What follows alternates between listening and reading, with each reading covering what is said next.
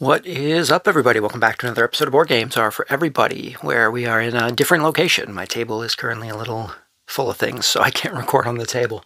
But I did want to get a video out to talk about something. Today, we are going to be talking about tiny towns, but more specifically, we're going to be talking about the Architects expansion that just came out for tiny towns. Now, to my understanding, they've said that they want to make this an online-only thing. I don't think it's going to hit storefronts, but you will be able to pick it up from the AEG storefront, as far as I'm aware. I got it off the Kickstarter. They were doing an extravaganza Kickstarter for a bunch of different things. And Tiny Towns was the only game on there that we played, but I figured that we would pick it up, and I wanted to go over the cards that were in here. But let's read the back quick first. Oh, if it wants to focus. Yo, my light's right behind me. Let's take the plastic off first. That might help. My light's right behind me. When I'm down at the table, our lighting is overhead, but the poor lighting situation of my room has kind of dampened that a little bit. So hopefully it's not too bad in the video. Hopefully I'll be able to at least... God, we're back to not being able to get these things open. Hopefully I'll be able to color correct and it won't be too bad in the video. You know what? I actually have some scissors here. We might be able to get this open easier. There we go. That makes my life easier. Alrighty, we can't miss the unboxing here. This is a crucial part of the video. We can't miss the actual unwrapping of the product. Can't do that off screen. Alrighty, here we go. Is that a little better? That's a little better. Let's see if we can get this focused here. Welcome, mayors new and old. It's time to get creative with your city plan. Architects have been cooking up innovative building techniques using wild resources that allow for a bit of flexibility. They've also designed cozy cabins as an alternative to cottages. New monuments are under construction, including one that moves from place to place, and another that gives you an additional tinier town. On top of this, every building is getting a renovation to enhance its facade. With 30 new buildings and monuments, there's never been a better time to build a tiny town. Tiny town, base game required. Don't forget, guys, if you want to use the Architects expansion, the base game's required. Contents include 1 rulebook, 25 building cards, 5 monument cards, 1 dry erase scoreboard. Dry erase scoreboard. Nice. 1 dry erase marker, 10 building sticker sheets. Oh yeah, this came with the stickers. Oh, I totally forgot about that. That's definitely going to make our buildings look a lot cooler, that's for sure. Oh, our rules are a little bent here. Not a fan of that. Shouldn't have been packaged in a way it was going to get bent. Okay, we kind of straightened it out, but there's a crease in it now. That sucks. Our sticker packs, these are freaking cool. I remember this. They've even got stuff for the Master Builder Hammer, as well as the Villagers and the Tree expansion. This is super glossy, I don't know. Well, the light's not too bad back there, but we've got all of our different buildings here. Stickers for all of our buildings, super cool. Stickers for our acorns and our trees for the Tree expansion. We've got, oh, those are the wells down there. If it'll focus, come on, stop focusing on the back. We've got our wells down here. We've also got stickers for the animals from the Villager expansion. So that's cool. Are there stickers for the... Well, I guess you don't really need... I was going to say, are there stickers for the coins? But I guess you don't really need stickers for the coins. They already have the little insignias on them. So that's cool. A bunch of stickers for our town pieces. That's great. Dry erase scoreboard. Pretty cool. This will actually come in handy. I will say it's a little unfortunate that it's... Oh, I was going to say that it's only 1 dry erase scoreboard, but you have enough spaces for your 6 players up here, so that's fine. Really cool. Dry erase. Dry erase is nice. I'd probably rather just laminate a sheet. It basically does the same thing, but cool. We got our dry erase board there. Dry erase marker, black, obviously. It's always black for whatever reason. I would have rather had a green, but you should be able to use any dry erase marker in order to use it, so you can change up your color if you really want to. But the meat and potatoes of this is our extra cards, which we're going to go through one by one. We're going to go through, there are, what, 20 new cards it said on there? 30 new cards? There's 30 new buildings to go through here. And first things first, we're starting things off with the cabin. Something they said they didn't want to do. Come on, focus in. Something they said they didn't want to do when they made the game was make something other than the cottage, because the cottage was well-rounded. But I guess they just decided to do another one. I think it's cool to have variety, to change up the gameplay from time to time between the cabin and the cottage. The cottage requires a wheat, a glass, and a brick, which I believe is actually the same setup as a cottage is anyway. 2 points if the building is fed. When constructed, you may place any resource from the supply on an empty space square. So that's pretty cool. You can basically, it helps with the structure of your town, I guess. You can place a resource down when you create a cabin. Interesting variant to the game. Should be interesting. Should be interesting. There's going to be a lot of that through this video. Oh, it should be interesting. It should be interesting. Excuse me. I apologize for not having better commentary on things. We've got the garden. Requires a wheat, a wood, and 2 bricks in order to construct. It is a farm classified building. Feeds any number of cottage buildings. Well, I guess they're not just cottage building now. I guess they're housing buildings, right? Because there's the cottage and the cabin. So let's say any kind of housing building. Feeds any number of housing buildings adjacent to exactly one other housing building. Interesting. So you can't have a pile of them. You basically can only have 2 adjacent to exactly one other. I've already forgotten what I was calling them.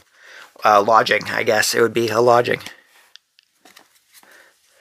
Next one we have is another farm type card. It is the windmill. Requires 2 wheat, a wood, and a glass to create. Feeds...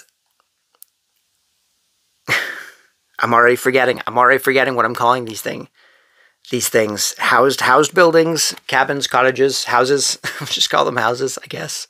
I'm probably going to forget that again.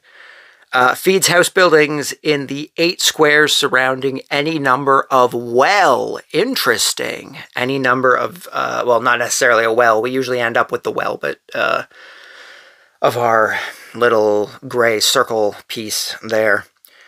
They're on the back? They're not on the back, what they're considered. We usually end up with the well when we use that one, but that's interesting because that's usually, when you get down to the end of the game, that one typically always only requires a wood and a stone, so you're getting a lot of them in at the end just to try and close in your spaces. So that could actually be pretty helpful, getting to the end of the game. That could be a pretty helpful one. So long as you have cottages around that space anyway. Or housed buildings, sorry. And we've got another farm one here. We've got the... Little focus, come on. We've got the grove. Stop focusing on the instructions. We've got the grove. Requires a wheat, a brick, and 2 wood. Feeds up to 5 housed buildings on the edges of your town. 5 is a weird number. 5's a weird number. I mean, you only have the 4 squares in the middle. 4 by 4, so you have 4... 7, 10, 12. You have 12 outer squares. So if you only have, well, if you only have stuff on the outer things, you need to have at least 3 of these to feed them. But feeding up to 10 buildings, if you can keep everything on the outside, that's actually not too bad. That could be pretty decent. It could be pretty decent. And our last farm type building here is the rice paddy. Requires a wheat, a brick, not a brick, a wheat, a wood, a stone, and it looks like this is a new addition to the game. It can be any resource. That's pretty nice, being able to freely choose what resource you want to put there. It can definitely open up your options when it comes to building stuff. I do find a lot of the time when we're playing, you kind of get stuck with some stuff you can't use at some point. So it can kind of alleviate on that. It could help. It'll definitely be something that'll help get the scores up a little bit, I think. And that could be interesting. When constructed, place a cottage building, cottage or cabin, a housed building on an empty square in your town. Feeds 2 housed buildings anywhere in your town. Fed housed buildings are worth +1 point. So you would end up getting 4 points. I think cottages are worth 3, right? Oh, they're worth 2. So you'd end up getting... Why do I feel like the original cottage is 3 points? I should pull that out and check. So you'd end up getting an additional point, though. That could actually be pretty great. Fed cottages being worth +1. It doesn't necessarily say fed cottages from this card. Just fed cottages. But if this is the one that's in play, this is what's feeding your cottages anyway. Extra points on your cottages. That's pretty cool. Alrighty, moving on to our the black buildings. Again, I wonder if all the name types are in this one here. They are not.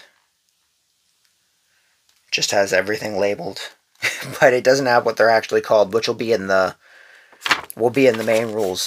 These are the black ones. It's the ones that's usually like your like work buildings, stuff like that, your mills and your things like that. I could be wrong about that. Who knows? Anyway, it's the black buildings. We got the black buildings. We've got our hospital. The hospital, it requires a brick. Is that a wood? A wood. And 3 of any resource. That's a lot of any resource. Getting hospitals up could be pretty friggin' easy, it looks like. Worth 1 point. When constructed, place 2 resources of your choice on any empty square in your town. Okay, I'm starting to notice a theme with some of these cards. Our cabin allows you to add an empty resource to any resource to an empty square when created. This allows you to add 2 resources to empty squares when created. So I'm starting to notice a theme with our created buildings here. Next up, we have the keep. Requires 2 stones, a brick, a wood, and a glass. Worth 4 points. When constructed, place any 3 resources on the building. As master builder, you must name a resource on the building until none remain. Remove each resource as you name it. So this one, 4 points is pretty good. If you can set this up in a way that the next resources you're going to be using to build all come off of this anyway, you're doing pretty good. It's basically a free 4 points. However, that is a lot of resources just to get that keep up. So we'll see how that one goes. If that ends up in our games, we'll see how that goes. Next up, we have the depot. Requires 2 wheat, a brick, and 2 wood. Worth 2 points. After constructing, place any 3 resources on this building. When another player names a resource, you may remove a resource from this building and place it instead.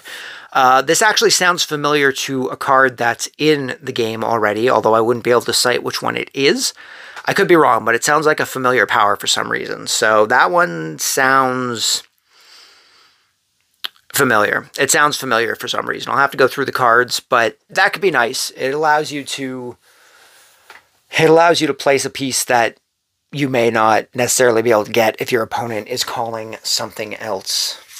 Our last card for this group, we have the Guildhall. Requires a brick, a glass, a wood, a stone, and a resource of any type. When constructed, place the resource you used as any type on the building. When another player names this resource, you may choose not to place it. This could actually be pretty helpful. I apologize. I think that was out of focus for most of that. This could actually be pretty helpful. Basically, being able to just not have to play a resource if you don't want to. Once you get to a point where everything that you've built is already done up with that resource, then you could just get a guild hall down, make sure that that miscellaneous piece is the piece the resource you no longer need, and it's free game. You won't be placing a piece that turn, but you'll be keeping your town free getting towards the end game, which could be pretty helpful. It could be pretty helpful when it comes to the end, because then if your opponent's out of space, you just get to name the rest of the pieces that are coming up. That's pretty nice. Next up, we have the special. We have the special cards, the like cathedral cards, the purple ones. The monuments, I think they're called. And the first one we have here is the Tinier Town. Now, this is one that I actually looked up a little bit earlier because I was trying to see if I could find scans of the cards while I was at work. But I guess no one's put scans of them up on Board Game Geek yet. This is one I read into a little bit. I actually kind of like this one, but we'll read it first. It requires, excuse me, it requires a, focus, it requires a wheat, a wood, a brick, and a stone. When another player names a resource, not you, you may place it on this card instead of your main town. Tinier Town scores as a separate town and needs a farm, like a farm building, to feed buildings. Empty squares are worth -1 point. So basically what this card does is this gives you an extra 4 spaces to your town. When an opponent names a resource, you can place it on these 4 spots up here, opposed to putting it on your main board. And you can basically construct a little tiny town in your tiny town. And then it scores separately at the end of the game. Any cottages that need to be fed, that are there, need to be fed by a farmhouse building on this card. It can't be one on your main board, but still really great if you want to maybe get a handful of, like, say, wells in for 1 point. I think most of those are usually worth, they could be worth no points, but I'm sure people can find a really good way to strategize this that I'm just not thinking of. I'm sure it will come out that people are finding great ways to use that little tiny town to get more out of their tiny town. I think it could work out really well. It's a really cool idea too. I like the idea of it. Next up, we have the Alchemist's Guild. Requires 2 bricks, 2 wood, and a glass. Constructing, these guys, the orange buildings, the yellow buildings, and the black buildings requires 1 fewer resource than the layout shows. This could definitely be a helpful one. Requiring 1 less resource to build any building, super useful. You can orient things on your town a little easier when you have to use less resources. That's a cool one. That could probably come in handy for sure. I could see that one coming in handy. Next up, we have, oh my god, how do you pronounce that? We have the bivouac, the bivouac. Is it French? Is the O-U-A-C just like silent? Is the A-C silent? Is it the bivou bazaar? Maybe it has something to do with snails, because there's a snail on the side here. In any case, it requires a wheat, 2 stone, and a glass. It is worth 1 point. When you place a building adjacent to monument, you may move the monument to an empty square in the same row or column. If you do, place any resource on this card, plus 1 point per resource on this card. That is pretty nuts. You could stack up resources on here. This is a stack card. It's like tucking cards in Wingspan. All you have to do is move it around your board. That's actually pretty cool. If you'd basically, I think you'd have to build your town around this. You'd be wanting to build stuff probably as quick as possible so that you can kind of slide it around while there's still space.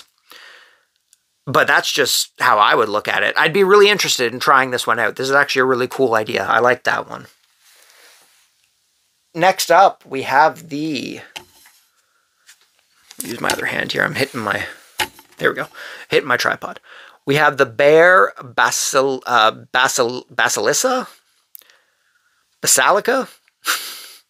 These are different languages here. Don't tell me this is English. these are definitely derivative from different languages, and I don't know the pronunciation. We have the Bear Basilica is what I'm going to go with. It requires 4 resources of any type. 4 resources of any type, pretty decent. It is worth 3 points. When constructed, remove up to 2 resources from any square in your town. So this is definitely one you would want to probably build later on in the game, especially since it can be any resources. You can really work it into any space on your board. Probably one you'd want to use later in the game in order to free up some space. Maybe if things aren't quite going according to plan and you want to rework a small little space, getting rid of those 2 resources on your board could actually help quite a bit. And the last new monument that we have here is Bowers Woodland Academy. Requires a glass, a wood, and 2 bricks. It is worth 3 points.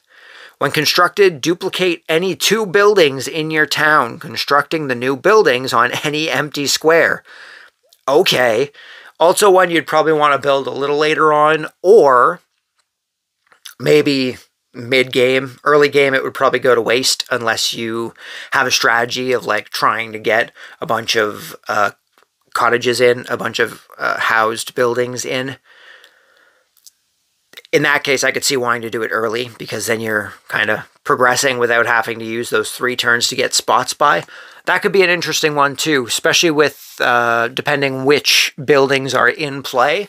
Could definitely see that one being an interesting one coming out. You'll have some pretty good opportunities with that to add to your town. Alrighty, next up we have the green buildings, which are typically like your marketplace buildings, your inns, your cafes, stuff like that. And the first one we have up here is the bistro.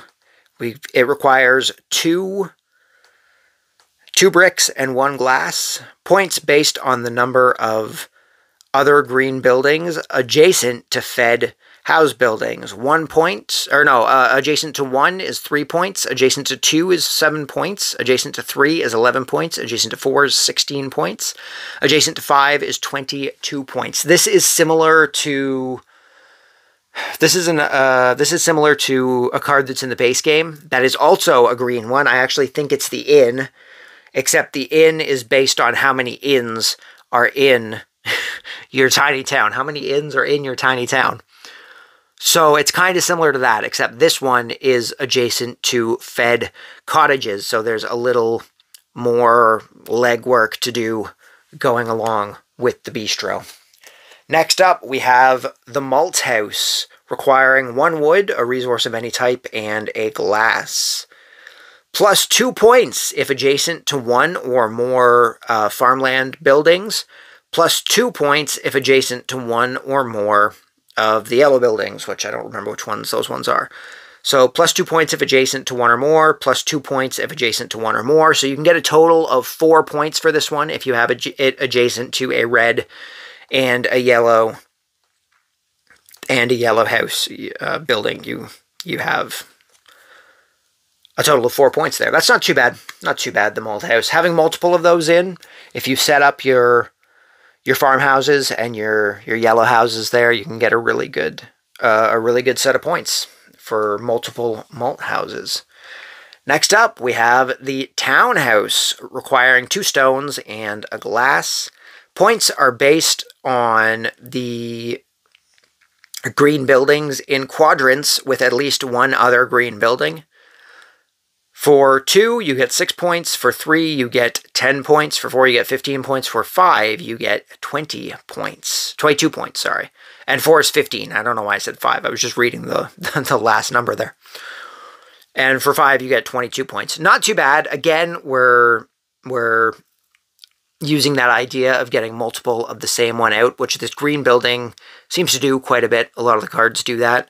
And this one is for townhouses, simulating a townhouse, for the maximum amount in the same group, basically, having 5 together. I could see that happening. That's actually pretty easy to make. It only requires 3 resources, so that's not too bad. But you'd basically if you were doing it, you'd basically be giving your opponent the same opportunity to do the same thing. So you would just have to see how that works out. You'd have to do it over the course of the game instead of trying to aim for that, I think. Next up, we have the Wash House, requiring a wheat, a stone, and a glass. It is worth 1 point, plus 1 point per unique building type other than greenhouses in the same quadrant as the greenhouse. So any other type of building that isn't a wash house, that's what it was, right? Wash house, that isn't a wash house, that is in the same quadrant, which I don't know if these ones are set up as 4x4, if it considers well, 2x2, I suppose, if it considers a 2x2 space as a quadrant. I'll have to look into that, because if that's the case, you wouldn't be able to get 5 in the same quadrant for the other one. I think it's just saying buildings that are together. I'll have to look into the rules for that one. I'll have to double check that to see what it refers to as a quadrant. This one, not too bad. Plus 1 point for unique buildings. Just depends on how many buildings you end up building. Could be completely useless if you end up going for a strategy that doesn't really require a lot of buildings in your setup. So I think it'll have its uses depending on the setup of the cards, but nah, that one for me, nah, it's okay. Next up, we have the Priory, requiring a glass, 2 stones, and a wood. It is worth 1 point, plus 1 point for each row with a fed housed building, so either the cottage or the cabin. Not too bad, plus 1 for each row with a fed. That's just stacked points, that's not terrible. So if you have more than one Priory, you'd basically be doubling your points for each row that has a fed, oh, I dropped the card, that has a fed cottage or cabin in it. So if we think about this, each row or column, we're in a 4x4 grid, so there's only four rows, 4 columns. And if you have them intersecting, then it would count for both of them. Oh, it's not even columns, it's only rows, so each row. So depending on how, you could only get a max of plus 4 points. But if you have more than one Priory, not bad. Not bad. I could see that one being pretty decent. But then you'd also have to get a housed building into every row, which isn't that hard, but you know what I'm saying, I'm sure. Next up, we have the Meeting House, requiring a glass, 2 stones, and a resource of any type. We have 1 point for this one, plus 1 point for each greenhouse within 2 squares. So for each meeting house, nope, not for each meeting house, because these aren't green. Those are our last ones. I put this in the wrong one. Those are our last ones. So for the green buildings, within 2 spaces of our meeting hall here, you get an extra point. That's not bad. That could be interesting. That could be kind of a pain to work out, I would think. That's just me, though, because you have to be 2 spaces away. You'd be taking up a lot of spaces. When it comes to building, you'd leave a lot of gaps, is what I mean. I think getting into those gaps could start getting hard. Next up, we have the Oratory. I'm going to say that's how it's pronounced. The Oratory requires a glass, a stone, a wheat, and a wood. It is worth 1 point, plus 1 point for each building structure. I'm totally blanking here for whatever reason. I really apologize for that, guys. It's plus 1 point for each cottage or cabin. I'm just going to go with that because that makes more sense. In the 8 squares surrounding this building, surrounding the Oratory. That's actually not bad. If you can get those cottages in the surrounding spaces, I mean, using some of the cards we had up there where you can just place 2 buildings in your town that are duplicated, I could see this one working out pretty good. You could probably get 8 cottages or cabins beside this thing, provided you have those other cards. I could see that happening, and you'd get an additional 8 points. You would get 9 points for that one card. Not terrible. Not terrible. Last for these ones, we have the Church, which is something that I kind of would have thought would have been in the original game, but apparently not. It requires a glass, a stone, a resource of any type, and a brick to create 1 point per quadrant with a cottage or cabin. Again, I'm going to have to look into what a quadrant entails. We have to figure out what a quadrant entails. But 1 point per quadrant, that's, if that is the 2x2 split, we're only really looking at 4 points. I mean, if you have multiple churches, I suppose. But still, that's 4 points is pretty low on our scale of stuff so far. Getting into our yellow buildings here, we're starting things off with the general store. Requires a wheat, 2 wood, and a resource of any type. If fed, 1 point for each unique building type in the corners of your town, other than yellow buildings.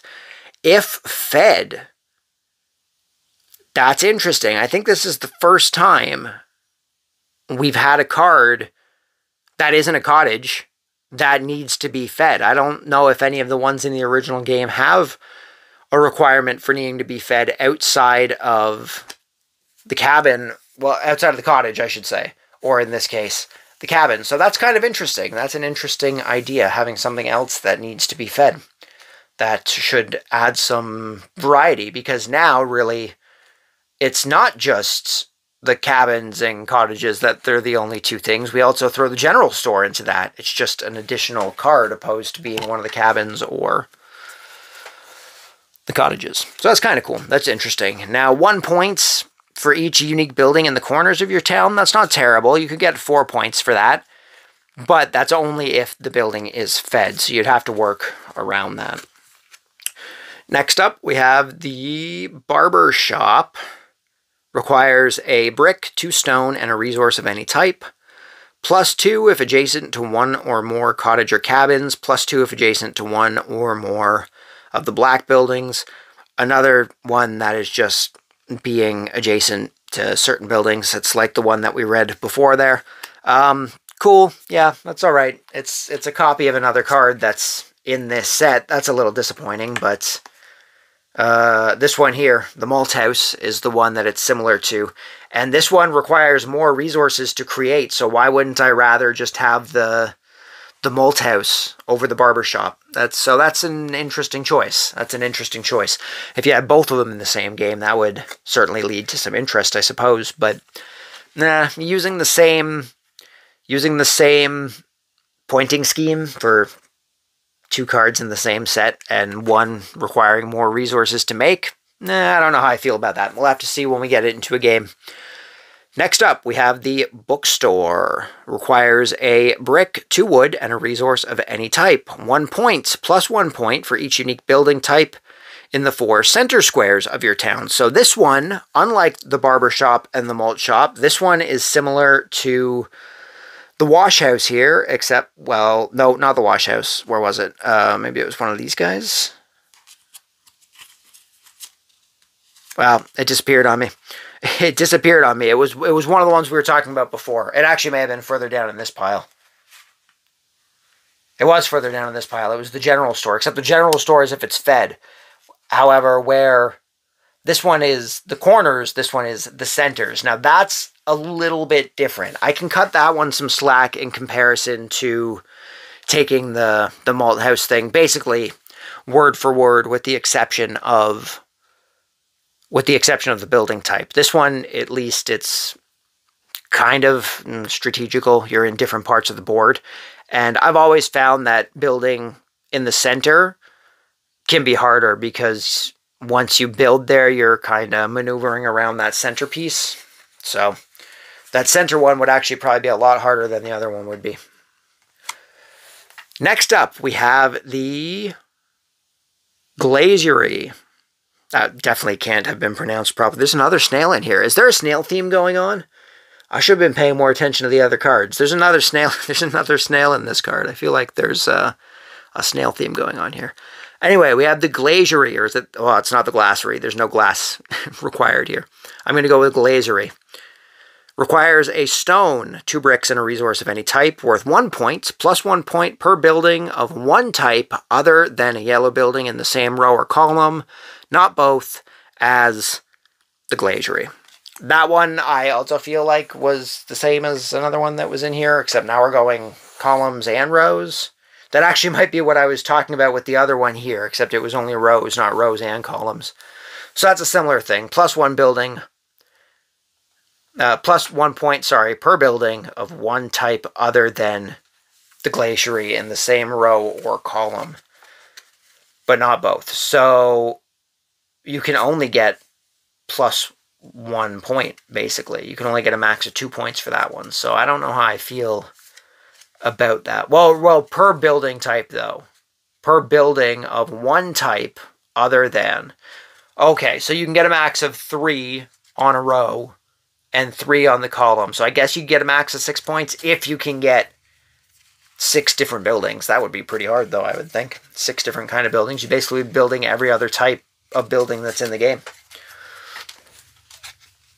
That's it for our yellow houses. We're now moving on to our gray pieces here, and starting off with the grindstone, worth 1 point, requires a stone or a wood, or a stone or a wood. So you could use 2 stones, 2 wood, or you could use a stone and a wood. That's not too bad, worth 1 point.